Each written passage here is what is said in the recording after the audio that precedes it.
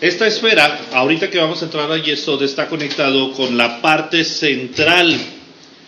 Esta esfera, mira, todo lo que tenga que ver con las esferas centrales es muy importante. Vamos a encontrar demasiada información en las esferas del centro. Va a haber un poco menos en las de los lados, aunque también son importantes. Las centrales son las más importantes, que van a llevar más información. Muy bien. Sí, ahorita que vamos a entrar entonces con Yesod, vamos a Proverbios 10:25. Como pasa el torbellino, así el malo no permanece, mas el justo permanece para siempre. Ahí cuando dice permanece, eso es la palabra Yesod. El justo permanece, el justo Yesod, ¿sí? Esa palabra Yesod es permanecer. Ahora, dice que el malo no permanece, el malo no tiene, el malo está aquí, ¿sí? Sin embargo, el justo debe de tener Yesod, debe de tener fundamento. Cuando hablamos de Yesod estamos hablando de la parte almática, ¿sí? Estamos dejando de que la persona debe de tener una base en la parte almática. La vida, podríamos decirlo así, que entonces la vida está hecha de triunfos, ¿sí? Todo nuestro entorno es una especie de reinado, ¿ok? Y entonces nosotros dominamos única y exclusivamente cuando somos reyes. ¿Sí? Cuando somos reyes. Si no somos reyes, no vamos a gobernar. ¿Cómo sabemos que somos reyes? Punto número 1, cuando pensamos en hacer. Segundo, cuando lo bajamos y lo realizamos. El tercero sería la energía que le imprimimos. Estamos hablando de cuando pensamos, cerebro. Cuando lo bajamos y lo realizamos, corazón. Y la energía que le imprimimos, el hígado. ¿Ok? Entonces, cuando nosotros tenemos una interferencia en algo que nosotros hacemos, podríamos estar hablando de que tenemos un dilema. No meramente es bueno o malo, o debería de tener una connotación mala. Oye, es que, ¿qué quieres? No, yo quiero tacos. No, pero yo quiero pozole. Entonces, ¿le hago caso a lo que él quiere o le hago caso a lo que yo quiero? Ese es un dilema, ¿sí? No meramente es malo, ¿sí? Un dilema en esta situación no meramente es malo. ¿Dónde está el problema? El problema se pone crítico cuando nosotros comenzamos a gobernar, porque se supone que somos reyes, cuando comenzamos a gobernar desde la emoción. No, es que nos fuimos al pozole. No, yo no quiero pozole. Es como la persona, ¿no? Que oye, ¿cómo te fue ese fin de semana? Ah, muy bien, ¿por qué? Porque fui a la casa de campo de mi familiar, pero no tenía alberca.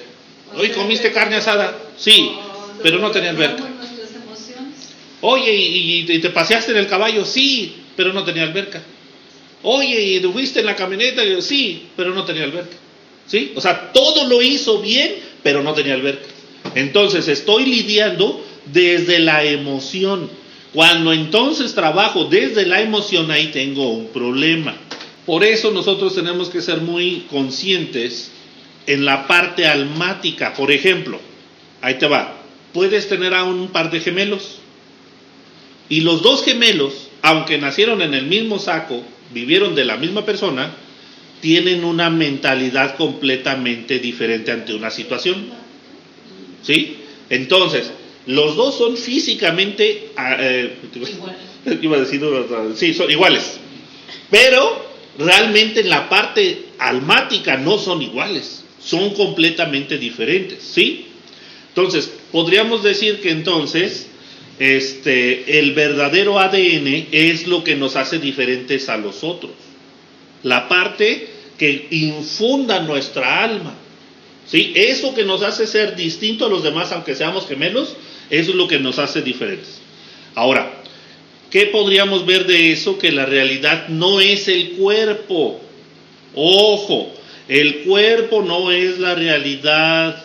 La Torah no elimina o no restringe el deseo de tu cuerpo. Lo que hace es que te enseña a domar el deseo del cuerpo. Ahí es lo que hay que comprender, que nosotros tenemos que domar el deseo del cuerpo. Si nosotros vemos aquí en estas esferas, vemos a Yesod y vemos a Malhut, pero los vemos separados. Si nosotros les hiciéramos una introspección, podríamos ver que esto sería Yesod y esto sería Malhut. Es decir, Malhut está casi atrás de Yesod. Uno de los problemas de que estén así es que este sería el femenino y este el masculino. ¿Cuándo va a cambiar? Cuando el masculino no trabaja y el femenino se convierte en el hombre. ¿Sí? Los vemos aquí separados, pero en realidad están así. Esto sería la mujer, esto es el hombre. Y cuando los dos están, uno está viendo hacia un lado y el otro hacia el otro. Cuando los dos se voltean y se ven, viene la copulación y entonces se engendra. ¿Qué se engendra? Un problema o una felicidad o un coraje. ¿Sí? En términos se usa mucho eso porque se engendra. ¿Qué se va a engendrar? Lo que tú quieras. ¿Sí? Porque puedes estar en el peor problema de tu vida y cómo vas a responder ante él. Por eso lo que decimos, el problema no es el problema es la reacción que yo le voy a hacer al problema. ¿Sí? Esa es la verdadera reacción de Yesod. Pero cuando reaccionamos directamente desde el coraje, desde la emoción, ya está trabajando ahí Malhut. Quiere decir que no gobierna el hombre, gobierna la mujer. Y entonces viene un grave problema. ¿Sí? Ahora, vamos a Mateo 18 al 20. De cierto os digo que todo lo que atéis en la tierra será atado en el cielo, y todo lo que desatéis en la tierra será desatado en el cielo. Otra vez os digo, que si dos de vosotros se pusieren de acuerdo en la tierra acerca de cualquiera cosa que pidieren, les será hecho por mi Padre que está en los cielos. Porque donde están dos o tres congregados en mi nombre, ahí estoy yo en medio de ellos. Fíjate cómo viene diciendo que todo lo que ates en la tierra será atado en el cielo y lo que ates en la tierra será... Sí, está hablándote de esto. Pero entonces está muy curioso.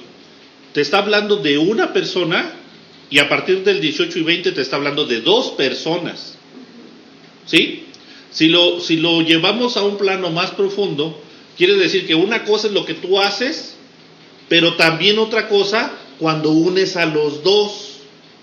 Cuando tú nada más trabajas con un lado, todo lo que tú hagas aquí va a ser allá. Entonces, si tú te desconectas del Padre, eso también tiene una repercusión en la parte espiritual.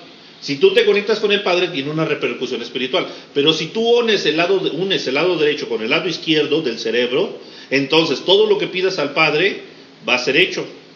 Ojo, esta es la base para nosotros leer y usar Kadish y tener 10 personas. Porque nosotros estamos reunidos en el nombre del Mesías. ¿Ok?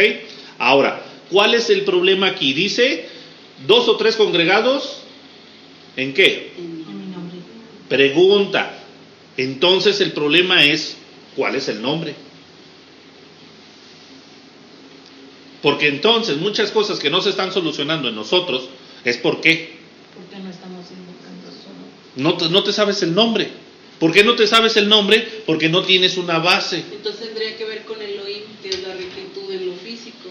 O sea, tienes que hacerlo. Si quieres pedir porque Dios derrame su... no sé si se acuerdan o les llegó a pasar, pero en aquel entonces, ¿verdad?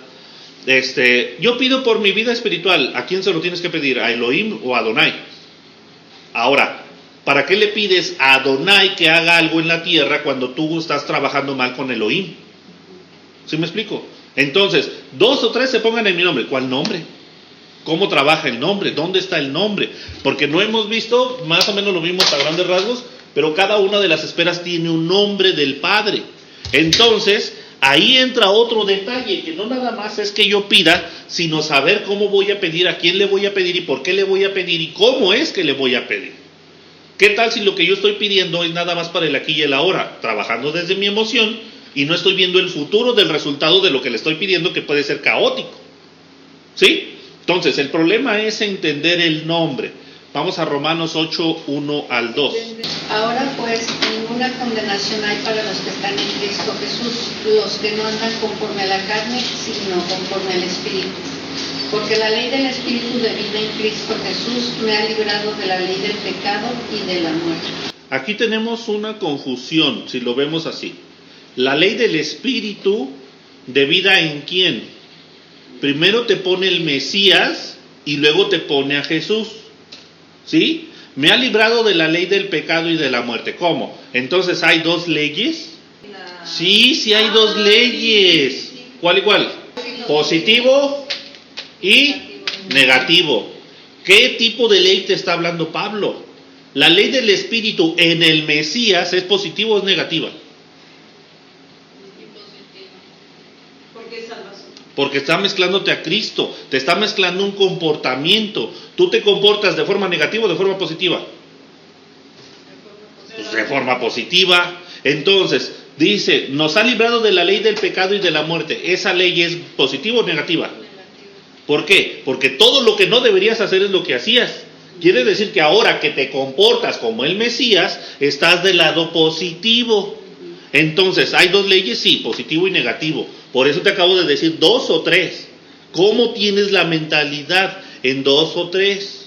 ¿Sí? Una vez que haces eso, entonces ya está diferente la situación. Quiere decir que entonces todos somos independientes y individuales, pero todos nos tenemos que apegar a algo.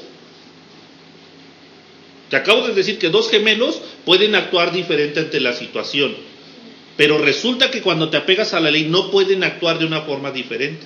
O te apegas al Creador, o te, como dicen, o te cabestreas o te ahorcas.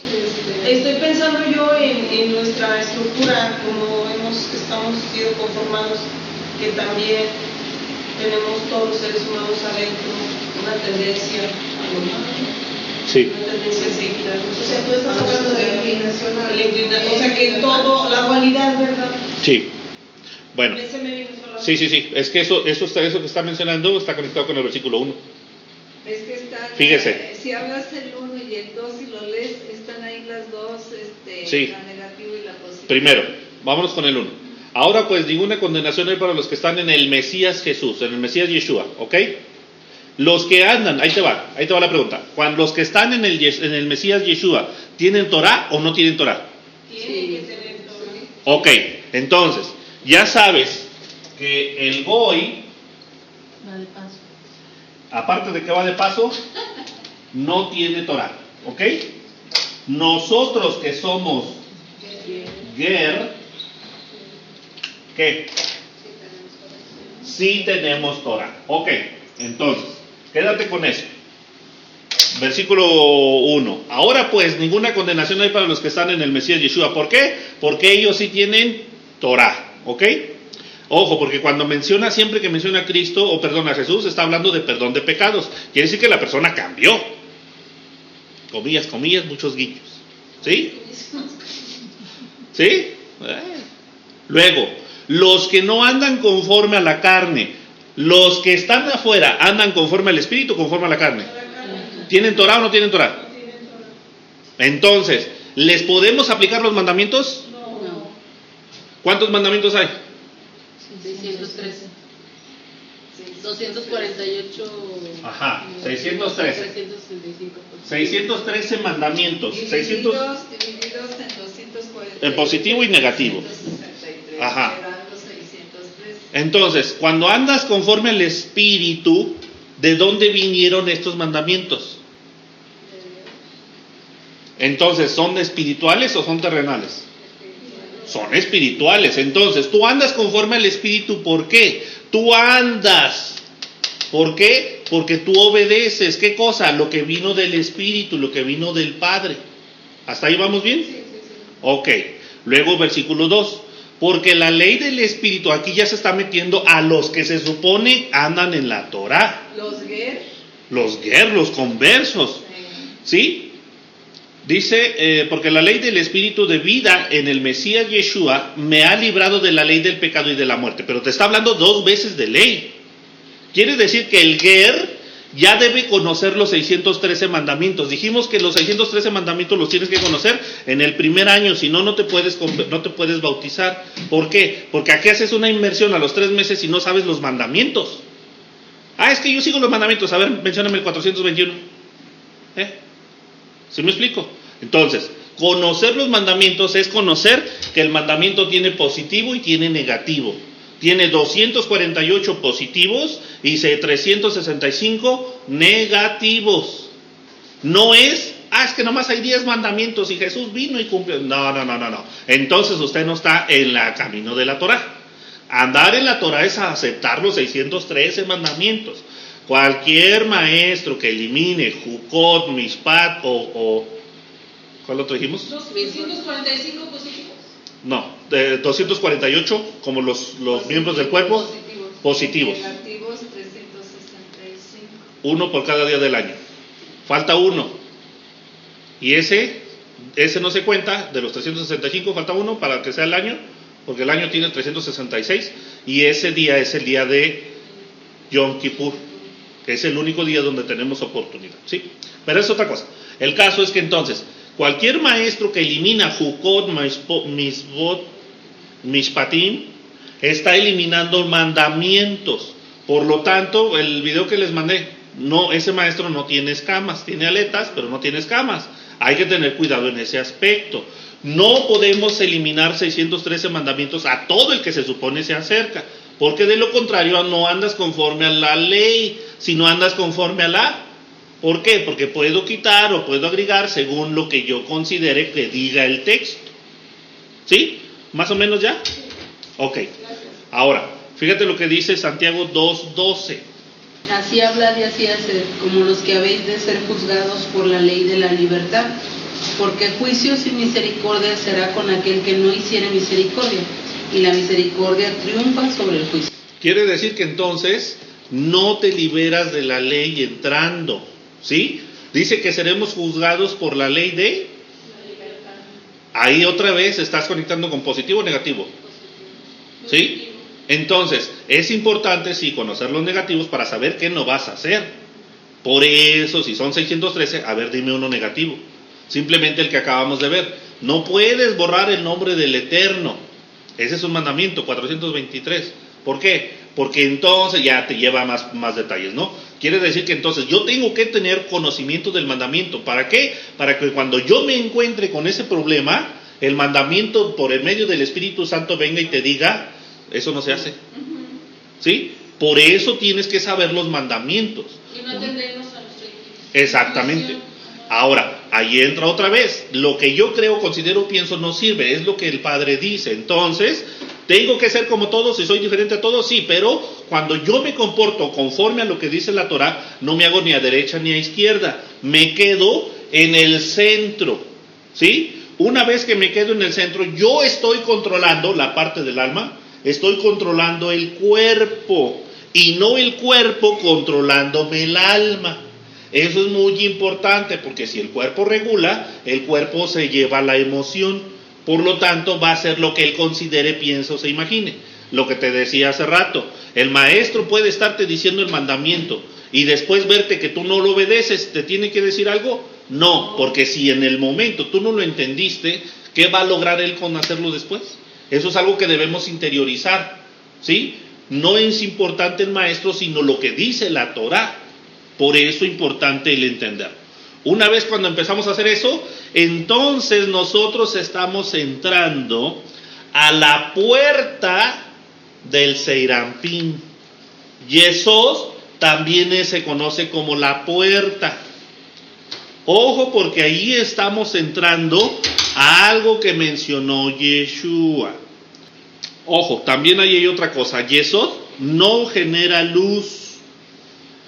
Yesod solo canaliza la luz que le llega.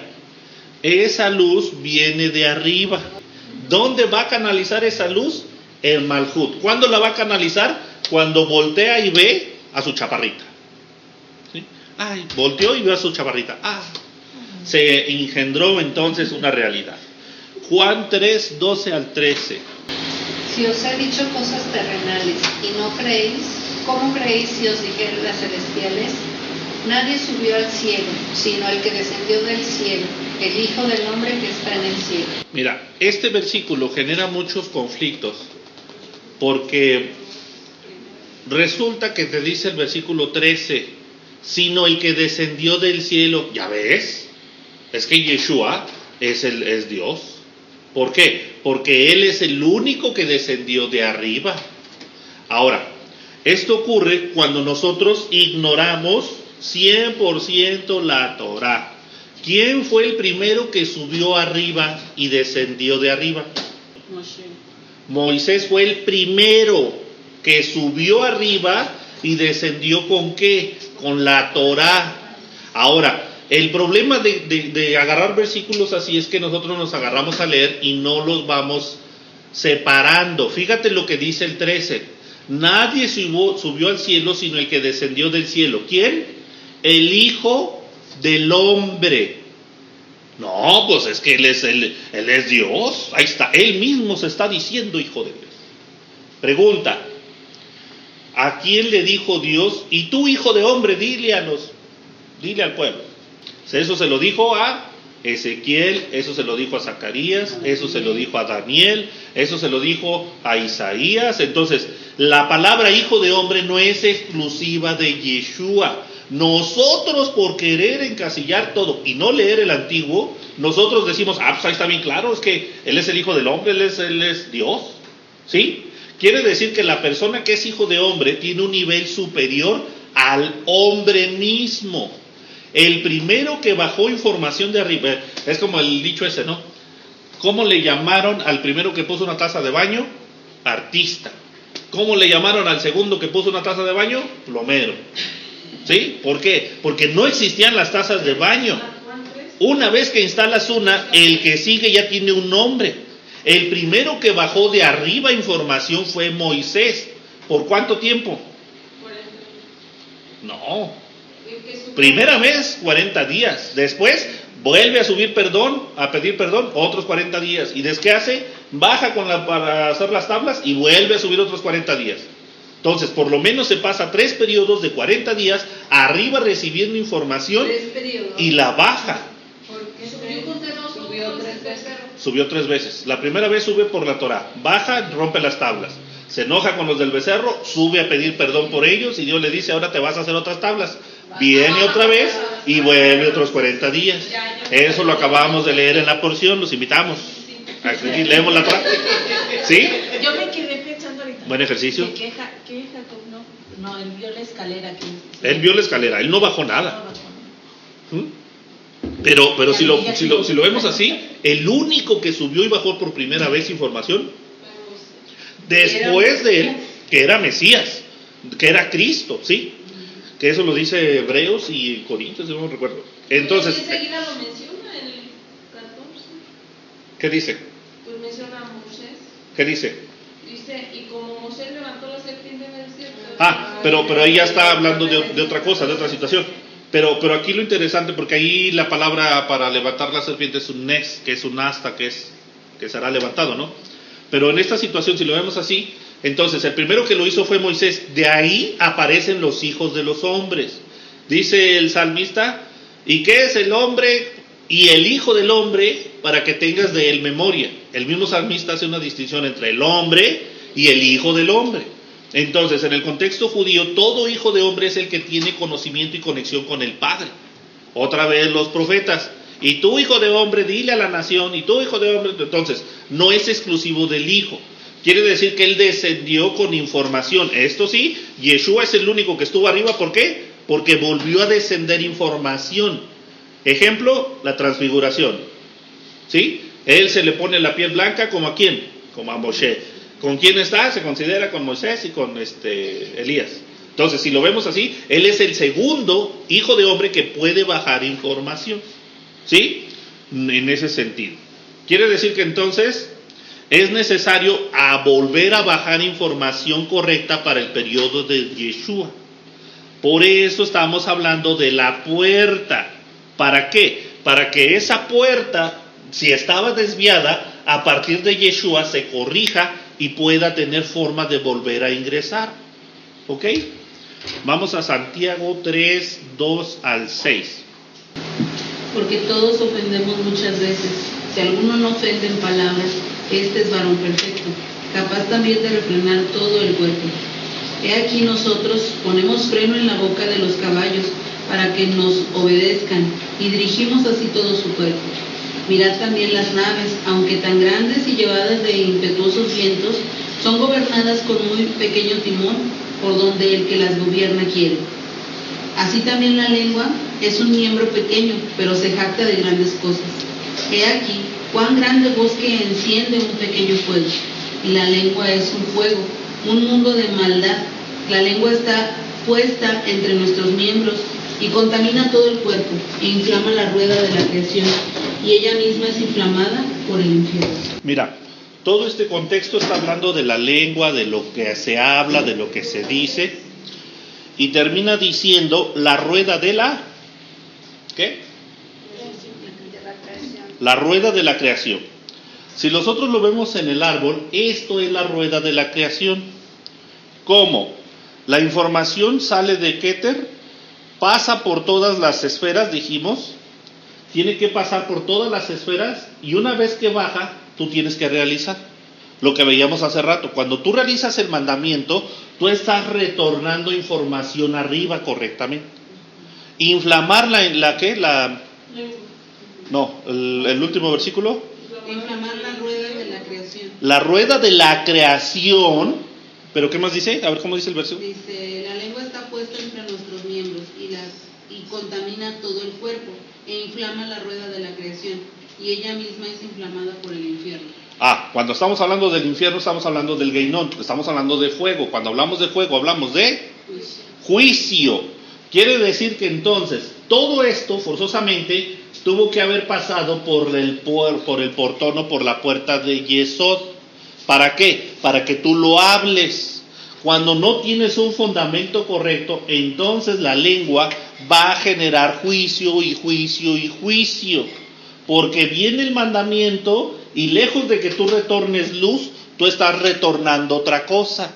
Te dije que nosotros engendramos dos cosas, engendramos con dos cosas, por medio del sexo y por medio de la boca.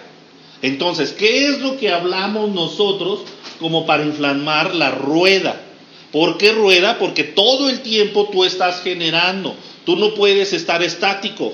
Dijimos que forzosamente para pasar de aquí a acá tienes que pasar por la tab, tienes que pasar por la marca, ¿qué más?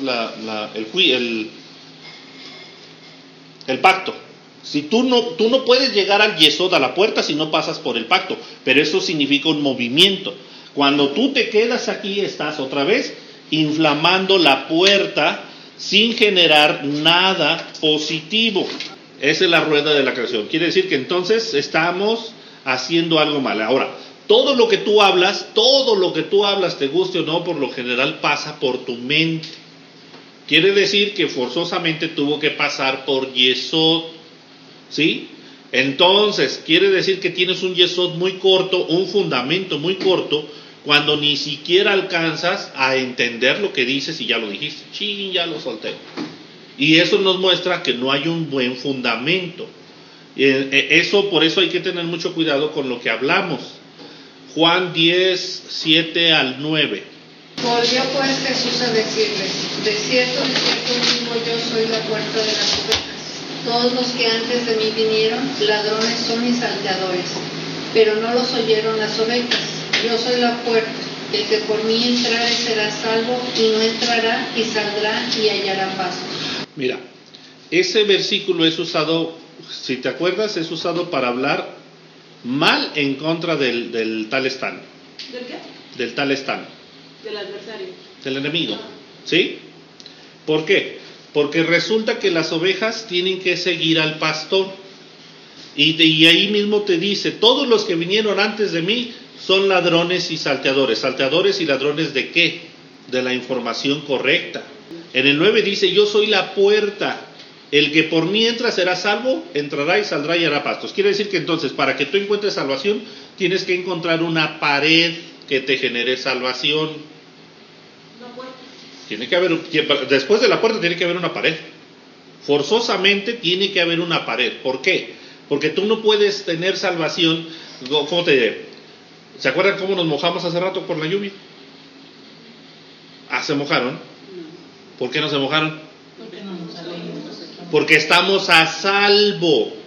Entonces, que Yeshua diga que vas a entrar, tienes que entrar a un lugar. ¿A dónde vas a entrar? ¿Sí? Porque te dice, el redil Yo soy la puerta del redil, de un lugar que está resguardado de los peligros. Los que entran no entran por la puerta, tienen que entrar por otro lado. Lo que van a venir a robar no es algo que esté conectado con el yesod, con la puerta. Para ellos no va a ser permanente, pero para ti que estás dentro de los límites va a ser permanente. En esto estamos hablando precisamente que cuando la persona no es obediente a lo que indica el pastor, no puede considerarse que está dentro del redil, ¿sí? Por eso lo que decimos, o lo que te comento, no podemos dejar a Yeshua nunca. La persona que deja a Yeshua y se va al judaísmo literalmente, eliminando a Yeshua como el Mesías, está fuera de.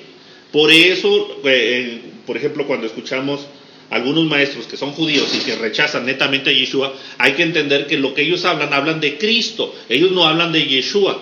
Por eso lo que te dije al principio de la clase, bueno, de cuando empezamos a ver esto, tiene que ser que la persona conozca a Yeshua, no a Cristo, a Yeshua, porque la persona si no conoce a Yeshua va a encontrar a Cristo en cualquier otra cosa porque no sabe que Yeshua es el Mesías, es el Cristo. ¿Sí me explico? Por eso la importancia. Cuando escuches a un judío y te hable del Mesías, se está hablando de Cristo, no de Yeshua. Y todo lo que diga del Mesías, eso tiene que ser y es adjudicable a Cristo, a Jesús, perdón. ¿Sí? La diferencia es que ellos no conocen a Jesús y no lo tienen que conocer al Mesías. Si el Mesías del que ellos hablan no lo está cumpliendo Yeshua, ahí es entonces lo que hay que entender, porque no lo está cumpliendo. Bueno, eso sería otra cosa.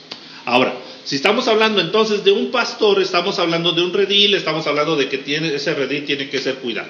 Salmo 23, 1 al 2. Señor es mi pastor, nada me faltará. En lugares de delicados pastos me hará descansar, junto a aguas de reposo me pastoreará. Este es un salmo de cada Shabbat antes de tomar la copa, ¿sí? Pero es muy importante el entender, la palabra pastos viene de la palabra de She, Dalet, Shin y Aleph. Esta palabra es también, o puede ser considerada como un acróstico. Tenemos la Dalet, que viene de la palabra Dah, que significa peces. Abajo tenemos la letra Shin, de Shabbat. Y luego tenemos la letra Aleph, abajo, que viene de Adam. Entonces, cuando hablamos de Dalet, de peces, estamos hablando que ahí no hay mal de ojo. Cuando hablamos de peces, el pez no tiene párpados, por lo tanto, en él no hay mal de ojo. Cuando hablamos de Shabbat, estamos hablando de la conexión con lo divino, ¿sí? Cuando hablamos de Adam, hablamos de, ¿qué es Adam? El nivel más alto El nivel más alto, calidad de mente e intelecto. También, hijo de Dios, ¿sí? Quiere decir que entonces, los pastos, el de She, está hecho de que no hay mal de ojo, hay conexión con lo divino y te conecta con ser hijo de Dios. Eso es lo que hace el pastor cuando te lleva a comer pasto, ¿sí? Ahora, ¿qué significa? Que el pastor te dice cuánto comer, cuánto beber. El pastor lo que hace es que te lleva y tú comes lo que tú quieres. Por eso también es otro problema a veces cuando yo tenía esa discusión con algunos. Dicen, no, es que los hermanos no están preparados para eso. Pues la culpa no es de los hermanos. La culpa es del pastor que no les quiere dar más. Entonces aquí, cuando hablamos del pastor, estamos hablando que tiene que darles de comer. Hagan lo que hagan, es cosa de ustedes. Yo les traigo la información. Ustedes van a tomar lo que les corresponde y lo que queda, ¿sí? Solo cuando lo hace el buen pastor. En este caso no yo, sino Yeshua lo que hace es traernos la información. Pero fíjate, ahí también el buen pastor debe llevar a las ovejas a donde hay pastos que puedan comer, porque tienen un estómago muy delicado las ovejas. Sí. Comen alguna hierba que no deben, se inflaman y no tienen forma de cómo desahogar las gases y Sí. Vamos a Mateo 7, 13 al 14. Entrad por la puerta estrecha, porque ancha es la puerta y espacioso el camino que lleva a la perdición, y muchos son los que entran por ella, porque estrecha es la puerta y angosto el camino que lleva a la vida, y pocos son los que la hallan. Entonces, si te fijas, ahí está hablando de algo muy curioso. Está hablando de la puerta estrecha. Y dijimos que hay ¿cuántos árboles hacia arriba? ¿Se acuerdan? 10 en cada esfera. Sí, pero 5 árboles. ¿Sí? Hay el árbol de abajo donde estamos cuando no sabemos nada. Y luego conforme vamos subiendo un árbol cada vez más. Son 5 árboles hacia arriba. El último árbol se le llama Gólgota. Tú llegaste al Gólgota cuando subiste 5 árboles. Nosotros tenemos el árbol donde estamos nosotros viviendo. Quiere decir que entonces el Keter, lo que vendría siendo la parte de arriba, la corona, el Keter del árbol donde estás, es el Malhut del siguiente árbol. ¿Sí? Por eso tenemos entonces que aquí, entre el Malhut, que es el Keter de abajo, te tienes que pasar por ese camino para llegar a Yesod. Eso es lo que se conoce como el camino angosto.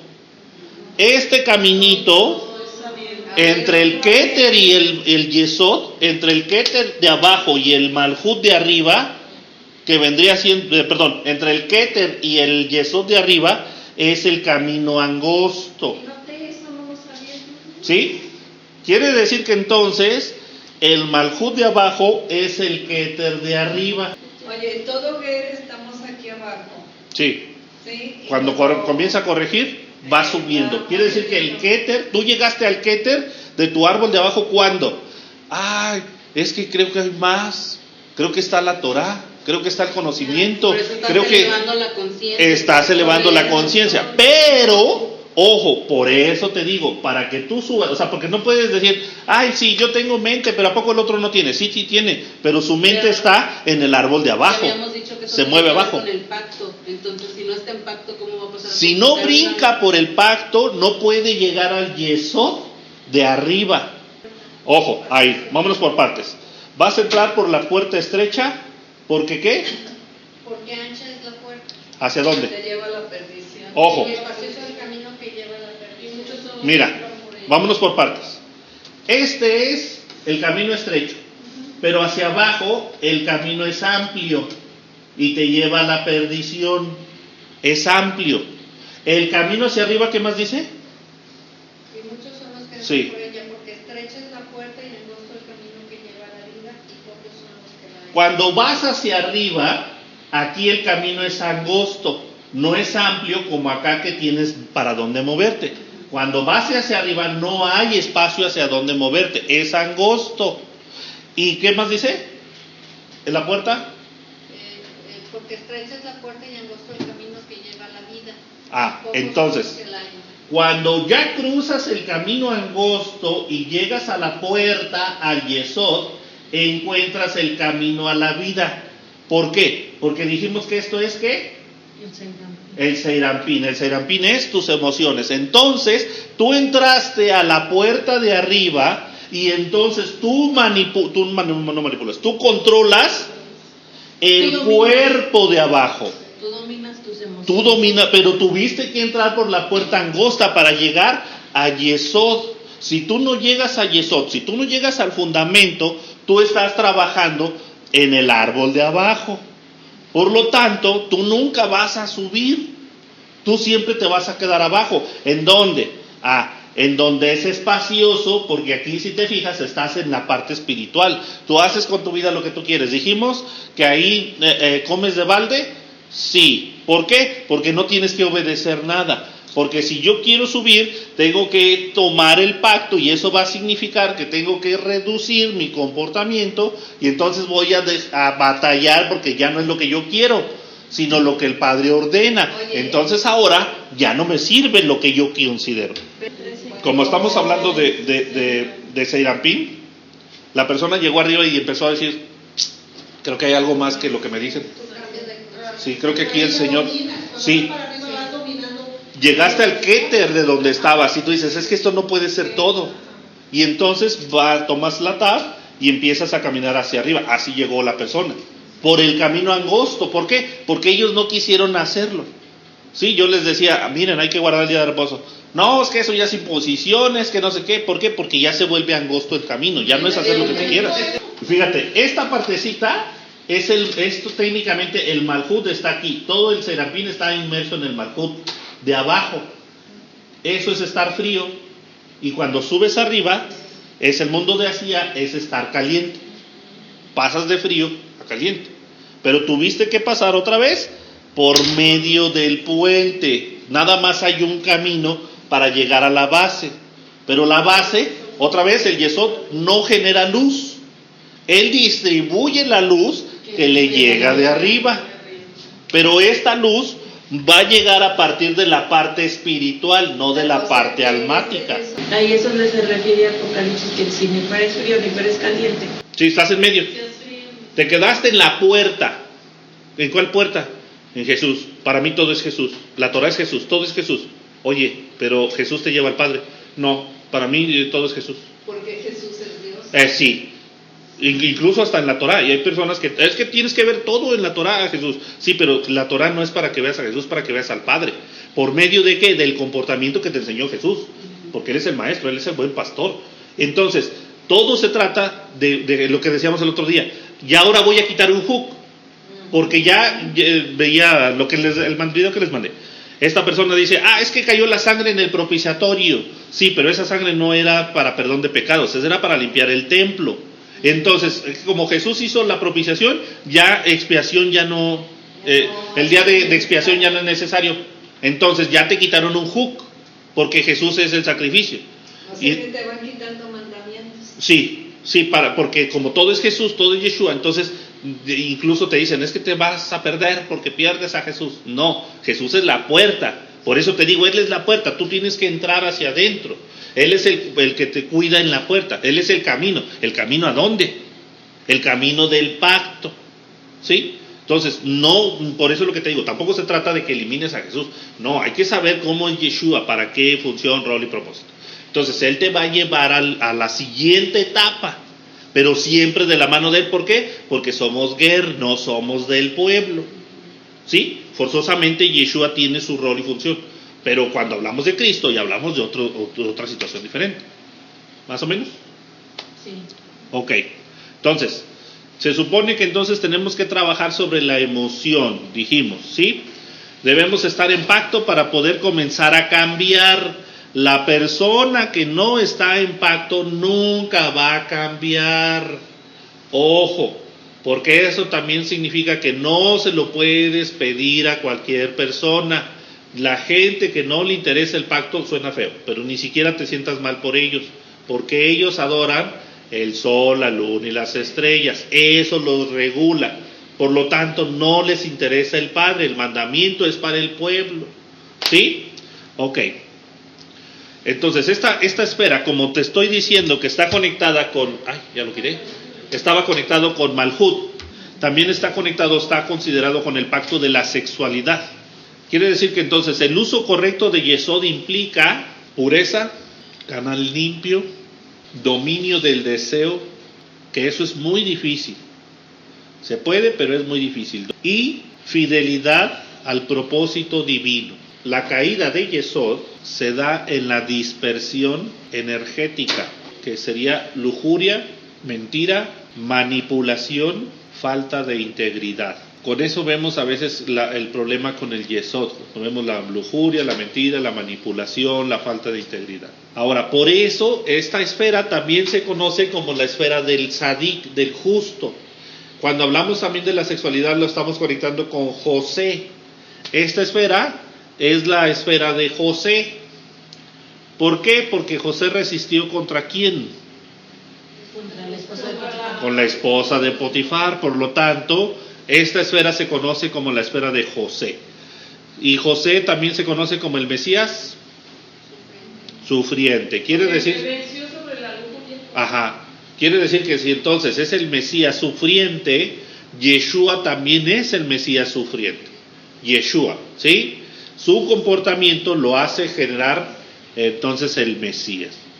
Cuando la persona trabaja su Yesod, se comporta o genera, no sé, con comunicación auténtica, ese es uno, es decir, sin manipulación. Tiene fidelidad energética, mantiene la integridad entre lo que piensa, siente y hace. Tercero, creatividad elevada. Usa la energía creadora para construir y no para dispersar. Ahora, esta esfera también es considerada testigo.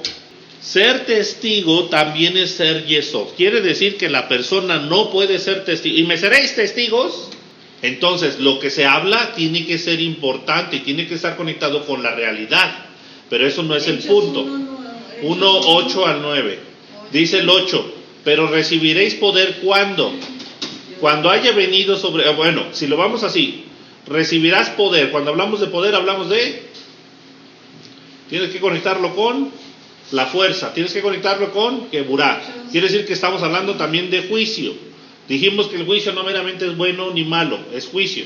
¿De qué depende? De cómo está el comportamiento de la persona. ¿Sí? Cuando haya venido sobre vosotros, ¿qué cosa? El Espíritu Santo. Pregunta, ¿para qué es el Espíritu Santo? ¿Para qué es el Ruach HaKodesh? Para que pongas por obra los mandamientos del Padre. Entonces, te va a llegar juicio cuando tengas el Espíritu Santo. ¿Por qué? Porque ahora tú dijiste que tú vas a obedecer al Señor, pero tú no lo estás obedeciendo. Por lo tanto, tú no puedes ser testigo. Entonces, cuando tú recibes al Espíritu Santo y estás obedeciendo, ahora tú eres Yesod, eres testigo. ¿Por qué? Porque vino el Espíritu Santo a mí, yo estoy guardando y poniendo por obra los mandamientos, y ahora yo también soy juez. ¿Juez con quién? ¿Contra los otros? ¿Les tengo que decir? No. Pero mientras yo me comporte como Él dice, ellos están cayendo en juicio. ¿Por qué? Porque yo sé cómo me estoy comportando, y cuando Él venga va a decir el Señor Yeshua, mira, Él se comportó, porque tú no. Entonces, fíjate cómo es importante el hecho de lo que hablamos y lo que decimos. No podemos estar pensando en que somos o hacemos. Ahí le vamos a parar, no hemos terminado con Yesod, porque realmente tiene mucha información. Va a ser más rápido con los otros, pero este sí está un poquito más lento.